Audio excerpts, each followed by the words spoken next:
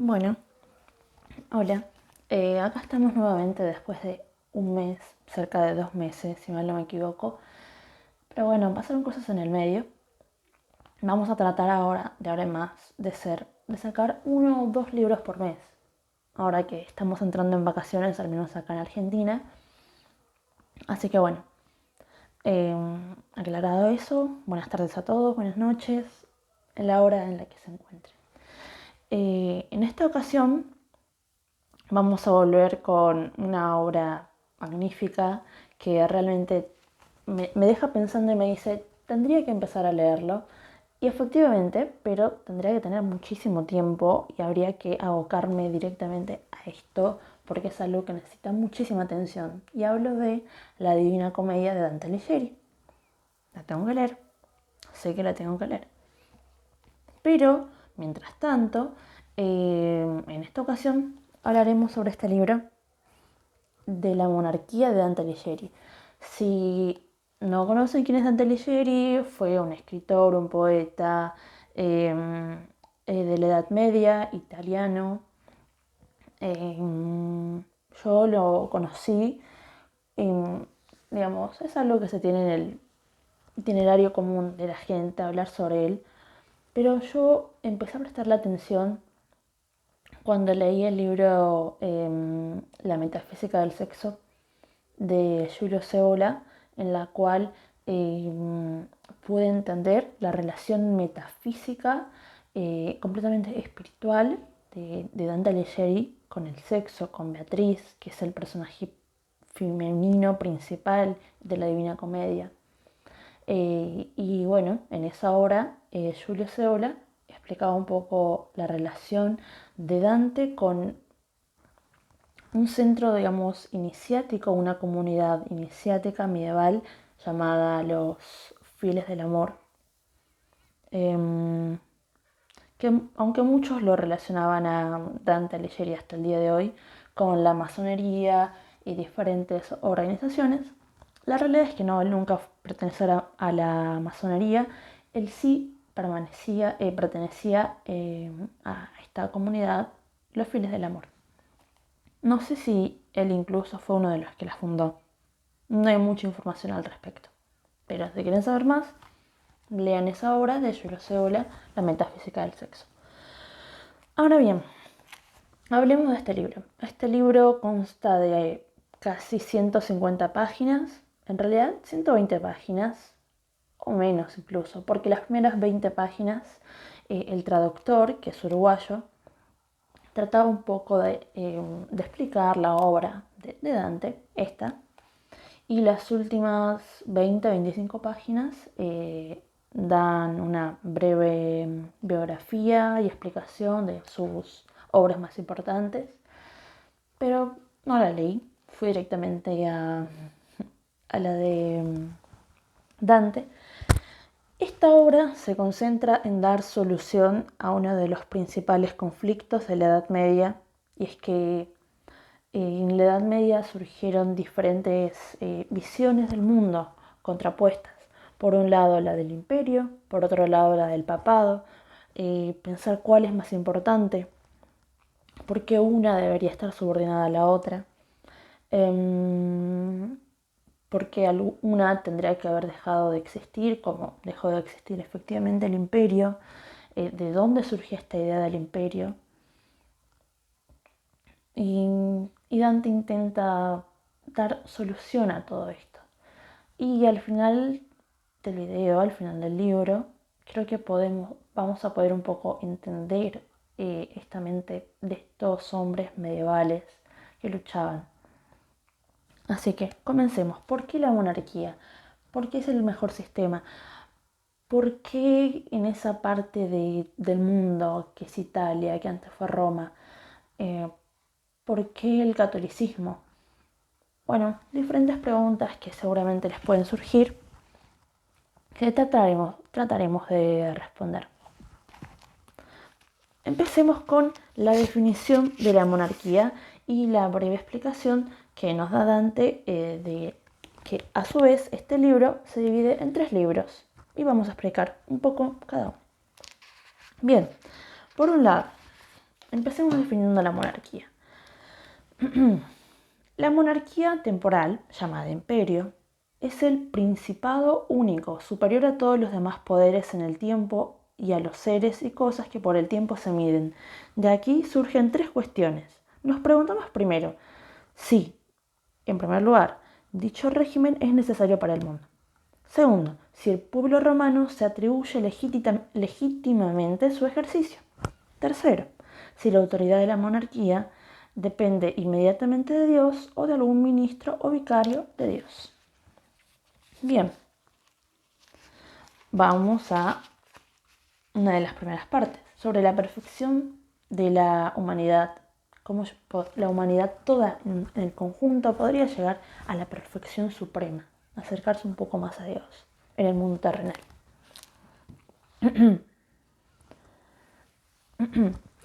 Cual sea que sea esta operación, se comprenderá si se descubre en qué consiste la perfección suprema de la humanidad toda. Establezco para ello que ninguna fuerza de la que participan especies diferentes es la perfección suprema de cada una de ellas, porque, siendo dicha perfección lo constitutivo de la especie, resultaría que una esencia estaría compuesta por diversas especies, lo que es imposible.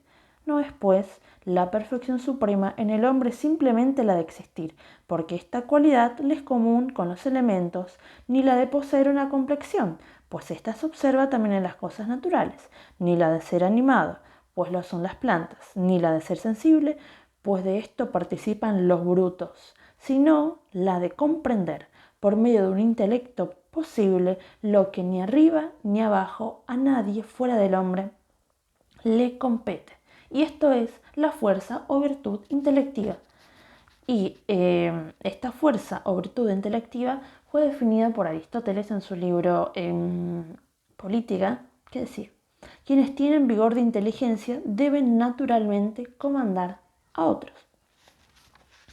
Es así como los brutos quedan completamente descartados y deben depender directamente de otras personas. Bueno, vayamos a la justificación de la existencia de la monarquía. ¿Por qué debería existir la monarquía y no la anarquía, la teocracia u otros sistemas? La democracia también, la república. Sigamos. Más aún, la universalidad humana es en todo con relación a ciertas partes y una parte con relación a un todo.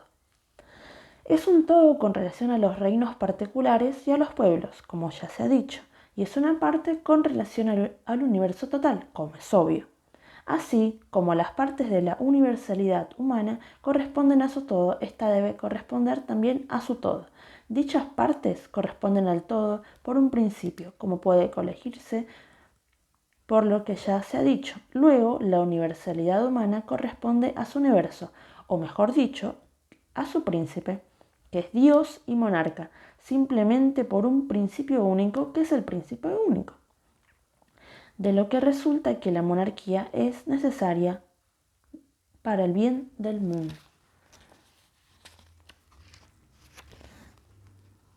Ahora bien, ya que justificamos la relación, la justificamos en términos generales a la monarquía, vayamos y justifiquemos la monarquía universal.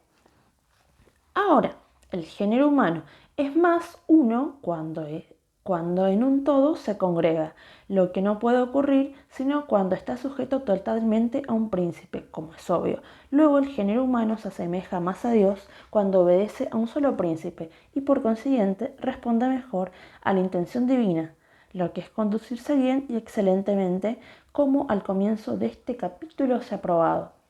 Y al respecto de esto, Boecio, quien escribió de la filosofía, no me acuerdo si ese era el título exacto de Boecio, pero fue aproximadamente en el siglo II, III después de Cristo, y dijo lo siguiente: oh feliz especie humana, si rigiera en vuestras almas el amor que rige el cielo. Es decir, si se razona bien, la humanidad alcanza la excelencia cuando se regula por un príncipe como único motor y por una ley como único movimiento, de lo que parece necesario para el bien del mundo, que haya una monarquía o principado único, llamado imperio.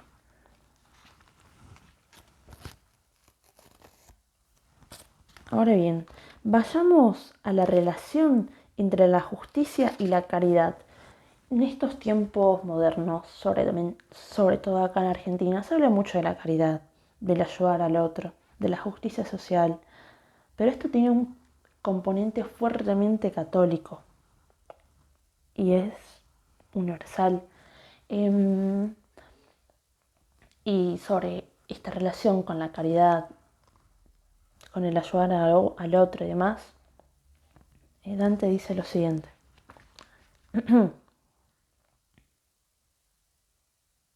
Más todavía, así como el apetito, por leve que sea, nubla el hábito de la justicia, la caridad o recta dirección, lo perfecciona y lo ilumina. Aquel, pues, que pueda en mayor grado poseer la recta dirección será el mejor albergue de la justicia. Tal es el monarca. Luego, si éste hay justicia fuerte o puede haberla, que la dirección obre como se ha dicho, se prueba así. Los apetitos, despreciando la sociedad de los hombres, buscan otra cosa. La caridad, en cambio, despreciando todas las demás cosas, busca a Dios y al hombre, y por consiguiente el bien del hombre. Como entre los bienes del hombre el principal es vivir en paz, como está dicho antes, y esto conviene en grado máximo de la justicia, la caridad fortalecerá a la justicia, y tanto por cuanto mayor sea. Esto quiere decir que si existe un monarca único en el mundo que domine todo el mundo y que sea bajo la inspiración de Dios, de la iglesia y demás, esta persona no va a tener envidia, no va a tener la posibilidad de anhelar a lo más porque es dueño de todo. Entonces esta persona, gracias a la capacidad, sus características como regente único de toda la humanidad, lo tiene todo, no va a pretender tener a lo más porque ya justamente lo tiene todo, va al contrario, intentar ayudar al otro, colaborar, ser caritativo. Y yo creo que esa es una de los mejores argumentos a favor de la monarquía universal.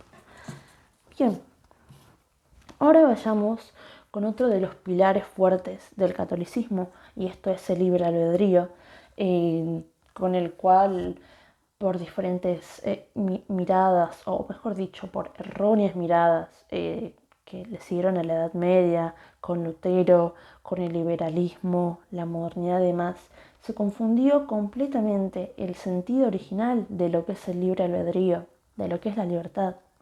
Llegamos hasta el día de hoy que existen diferentes comunidades liberales, libertarias, anarcocapitalistas, comunistas, marxistas, todas devienen de estos erróneos errores que se cometieron sobre la malintencionada definición del libre albedrío.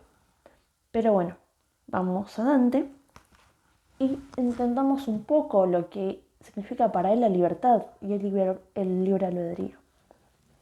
Y el género humano, cuanto más libre es, tanto mejor vive. Esto resultará evidente cuando se comprenda el principio de la libertad, para lo cual ha de saberse que el primer principio de nuestra libertad es el libre albedrío, que muchos tienen en la boca, pero pocos en el intelecto.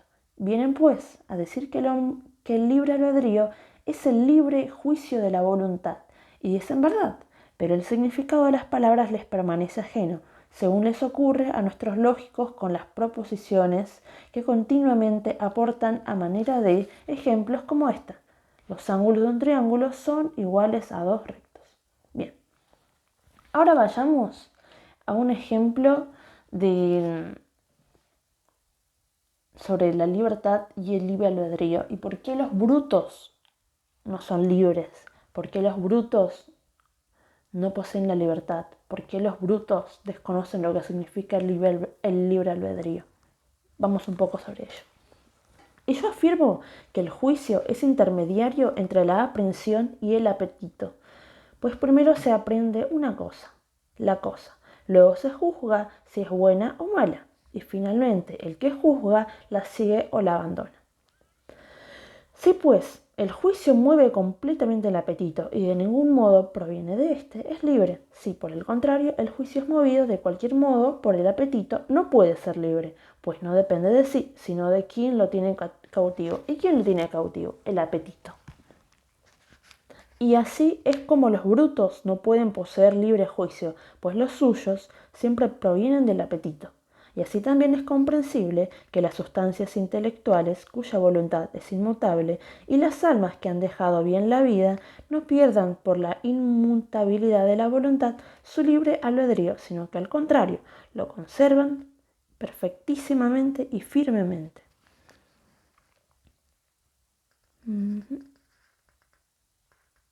Ahora bien, podemos decir que ¿quién será el que afirme que no vive mejor el género humano cuando más ampliamente puede disfrutar de ese principio, el principio de la libertad? Pues bien, el que vive bajo un monarca es más libre. ¿Por qué? Para comprender esto ha de saberse que la libertad consiste en ser por sí y no por otro, como lo muestra el filósofo en el libro del ser. Dante llama al filósofo al Aristóteles. Pues el que existe por gracia de otro está necesitado de aquel por quien existe, como el camino lo está de la meta. Así, entonces, el género humano, cuando impera un solo monarca, vive por sí y no por gracia de otro. Solo entonces se enderezan los regímenes tortuosos, como las democracias, las oligarquías y tiranías, que mantienen en la servidumbre al género humano, según se ve cuando las recorre y gobiernan los reyes, aristócratas, también llamados también los mejores, y pueblos celosos de la libertad. Y esto es así porque, siendo el monarca quien más ama a los hombres, desea que todos lleguen a ser buenos, lo que no ocurre bajo los políticos tortuosos. Y cita nuevamente a Aristóteles, que dice que bajo un mal gobierno el hombre bueno es un mal ciudadano. Bajo un gobierno recto, en cambio, buen hombre y buen ciudadano son la misma cosa. Ahora sigamos. Como bien había dicho hace un par de minutos antes, este libro se divide a la vez en 3 libros. El primero trata esta cuestión de la justificación de la monarquía. La segunda, por qué Roma y por qué en Roma tuvo que nacer, fue necesario que nazca Jesucristo. Es importante explayarnos un poco sobre esto, pero si lo hago el video va a quedar extremadamente largo. Así que vayamos a cosas puntuales, ¿sí? No nos desviemos tanto del tema. Y si quieren saber un poco más de esto, les recomiendo por supuesto que lo lean, que lean a Tito Livio, fundador del derecho romano, que lean a Georges Mésil, que es un apasionado de todo lo que atañe a ser romano, desde la metafísica hasta el derecho, el imperio, es excepcional. Así que sin más, vayamos a ello. Cristo en Roma. Más que nadie se han enfurecido y pensado cosas vanas del Principado romano los que se dicen defensores de la fe cristiana. No se compadecen de los pobres de Cristo, a quienes no solo privan de las rentas de la Iglesia, sino que el mismo patrimonio de ésta se les roba todos los días, con lo que la Iglesia se empobrece, y por obra de quienes simulan justicia y no admiten al ejecutor de la justicia. ¿Qué hacer con tales pastores?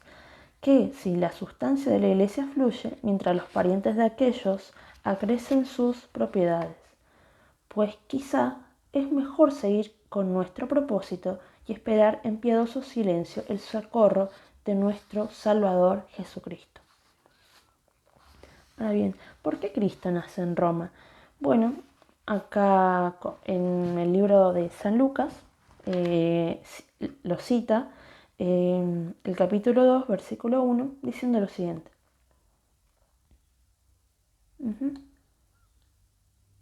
Ahora bien, Cristo, como su relator, Lucas lo atestigua, quiso nacer de la Virgen Madre bajo el edicto de la autoridad romana. y en ese determinado censo del género humano, el Hijo de Dios hecho hombre, inscribirse como hombre, lo que significó atacarlo. ¿Y acaso es más santo suponer que la divinidad obró por medio del César, para que él tanto tiempo esperado en la sociedad de los mortales se inscribiera por sí mismo entre los mortales? Luego Cristo proclamó con su acto que el edicto de Augusto, emanado de la autoridad romana, era justo. Es decir, la autoridad romana era justa. Por consiguiente, era justo que Cristo naciera en Roma o en el Imperio Romano. Y, como un edicto justo implica jurisdicción, resulta necesario que quien proclama la justicia del edicto proclame también la jurisdicción, pues si ésta no hubiese sido legítima, habría sido injusta. Es de notar que el argumento adoptado para la destrucción del consecuente, aunque bajo cierto aspecto válido en su forma, muestra su fuerza bajo la segunda figura si se lo reduce de la posición del antecedente según la primera. Se lo reduciría así: todo lo injusto se persuade injustamente. Cristo no persuadió injustamente, luego no persuadió lo injusto. De la posición del antecedente resultaría: todo lo injusto se persuade injustamente. Cristo persuadió a lo injusto, luego Cristo persuadió injustamente. Bueno, bien, ahora vayamos a lo que yo creo que resume bien exactamente la fervorosidad de Dante, su admiración, su profundo respeto y demás por Roma y por todo lo que significa que el catolicismo haya nacido en Roma y por qué nosotros, los católicos, los cristianos, debemos respetar todo lo que significó el imperio, respetar todo lo que significó ser romano. Vayamos un poco a ello. Si pues Cristo no hubiera padecido bajo un juez competente, es decir, Poncio Pilato, su pena no habría sido un castigo y no habría podido ser juez competente quien no tuviera jurisdicción sobre todo el género humano, pues todo el género humano debía ser castigado en la carne de Cristo, lo cual soportaba y contenía nuestros dolores, y Tiberio César, cuyo vicario era Poncio Pilatos, no habría tenido jurisdicción si el imperio romano no hubiese sido legítimo. He aquí porque Herodes, aunque ignorando lo que hacía, como Caifás, que, no obstante, acertó al hablar del designio divino, mandó a Cristo para que Pilatos lo juzgara, según dice Lucas en su Evangelio. Herodes no era representante de Tiberio, bajo el signo del águila o del senado, pero era rey, puesto para gobernar un reino particular bajo el signo del reino que se le había encomendado. Entonces, cesen pues de injuriar al imperio romano los que se fingen hijos de la iglesia, cuando vean que el esposo de ésta, Jesucristo, lo confirmó al principio y al fin de su milicia. Y ya creo que está suficientemente demostrado que el pueblo romano se arrojó legítimamente al imperio de la orbe. Oh, feliz pueblo, oh, Ausonia gloriosa, si nunca hubiese nacido el que debilitó tu imperio, oh, si su piadosa intención no lo hubiese engañado. Está más que claro, yo creo, esa anteúltima estrofa es importante repetirla, leerla, volver a escucharla, entonces no puedo evitar repetirlo. Cesen, pues, de injuriar al imperio romano los que se fingen hijos de la iglesia, cuando vean que el esposo de ésta, Jesucristo, lo confirmó al principio y al fin de su milicia. Y ya creo que está suficientemente demostrado que el pueblo romano se arrojó legítimamente al imperio del orden. Es genial. O sea, este pequeño párrafo de 6 renglones debería ser enmarcado en cada iglesia por cada católico. Es genial. Vayamos al tercer libro, donde Cristo va directamente hacia los conflictos entre la iglesia y el papado y la justificación de ambos. Bueno, perdón, entre la iglesia, el papado y el imperio. Ahora bien, empieza nombrando entre 6 y 7 argumentos que tiran los especialistas sobre la superioridad de la Iglesia, del papado respecto al imperio. Y los nombra. Y son varios. Yo voy a leer capaz uno o dos. Por ejemplo, no sé. Invocan también el texto de Mateo, estos especialistas, referente de la oblación de los magos, diciendo que Cristo recibió al mismo tiempo incienso y oro, para justificarse a sí mismo como Señor y Gobernador de lo espiritual y lo temporal. De lo que infieren que el vicario de Cristo sea Señor y Gobernador de ambas órdenes y que tenga por consiguiente autoridad sobre uno y el otro. Es decir, que Cristo, su sucesor Pedro, debe tener autoridad sobre lo temporal y sobre lo espiritual. O sea, es decir, que el Papa sea superior al emperador. Ahora bien, podemos citar otro. Alegan también del texto de Lucas lo que Pedro dice a Cristo. He aquí 2 espadas y afirman que por las 2 espadas deben entenderse los 2 regímenes. Y como Pedro dijo que estaban allí donde él estaba, es decir, junto a él, arguyen que los 2 regímenes, según autoridad, residen en el sucesor de Pedro, el Papa. Ahora bien, sigue todavía con otro, con Constantino, el Papa Silvestre y demás. Pero no lo quiero hacer muy largo el video como los demás, que llevé 40 o 45 minutos. Es un montón. Mejor vayamos directamente al final. El fundamento tanto de la Iglesia como del imperio. ¿Por qué ambos deben existir? Mejor dicho, coexistir. ¿Por qué? Bien, como dice Dante, por lo demás, así como la Iglesia tiene su fundamento propio, así también lo tiene el imperio, y el fundamento de la Iglesia es Cristo, por lo que dice el apóstol a los Corintios. Nadie puede poner a otro fundamento que el que está puesto, y este es Cristo Jesús. Él es piedra sobre la que está edificada la Iglesia, y el fundamento del imperio, en cambio, es el derecho humano. Es decir, que la Iglesia tiene como fundamento a Cristo, mientras que el imperio tiene como fundamento al derecho humano.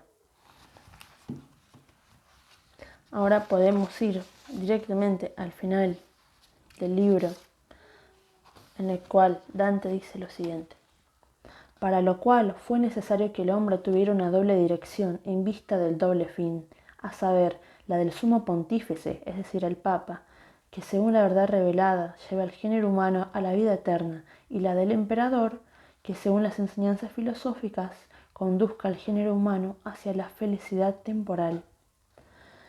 Y como a tal puerto nadie o muy pocos pueden llegar, y estos con dificultades extremas, si el género humano no reposa aquitadas las olas de las pasiones, libre en la tranquilidad de la paz, este es el fin máximo a que debe tender el curador de la orbe, que llaman príncipe romano, es decir, que en esta habitación de los mortales se viva en paz y libremente. Es decir, en otras palabras, la justificación del papado es la felicidad eterna, la felicidad celestial, mientras que la justificación del emperador o príncipe único es la felicidad temporal del ser humano en la tierra. Vayamos a lo último, las últimas páginas, donde Dante da el cierre magnífico, finish, donde dice lo siguiente: y ya bien veo que he alcanzado la meta propuesta, pues aclarada está la verdad de la primera cuestión, el primer libro, que consistía en saber si para el bien del mundo era necesario el oficio del monarca, y la de la segunda, que consistía en establecer si el pueblo romano se arrogaba legítimamente al imperio, como bien la de la tercera, que inquiría si la autoridad del monarca dependía inmediatamente de Dios o de otra autoridad. Es de advertir que la verdad relativa a esta última cuestión no ha de admitirse tan estrictamente que resulta el príncipe romano no esté sujeto en nada al romano pontífice, pues la felicidad mortal está de cierto modo ordenada a la felicidad inmortal. César, pues, debe usar con respecto a Pedro la misma reverencia que el hijo primogénito debe usar con su padre, que, para que, ilustrado por la gracia paterna, con más virtud irradie sobre el orbe terrestre, que le ha sido encomendado por aquel que es el único gobernador de todas las cosas espirituales y temporales. Es decir, que César, con ayuda de Pedro, del Papa, debe ordenar hacia la especie humana, hacia la perfección, hacia la felicidad y demás. Sin más, fue un enorme gusto haber leído sobre esto. Les recomiendo mucho que lo lean, porque es maravilloso realmente. Y te aclara muchas cosas que hasta el día de hoy seguimos teniendo respecto a la calidad, a la caridad, al libre albedrío, a la libertad. Qué bien nos haría leer esto al menos una vez por año, a todos, cristianos, no cristianos, ateos, no ateos. Sin más, nos vemos la próxima, no sé cuándo va a ser. Así que, adiós.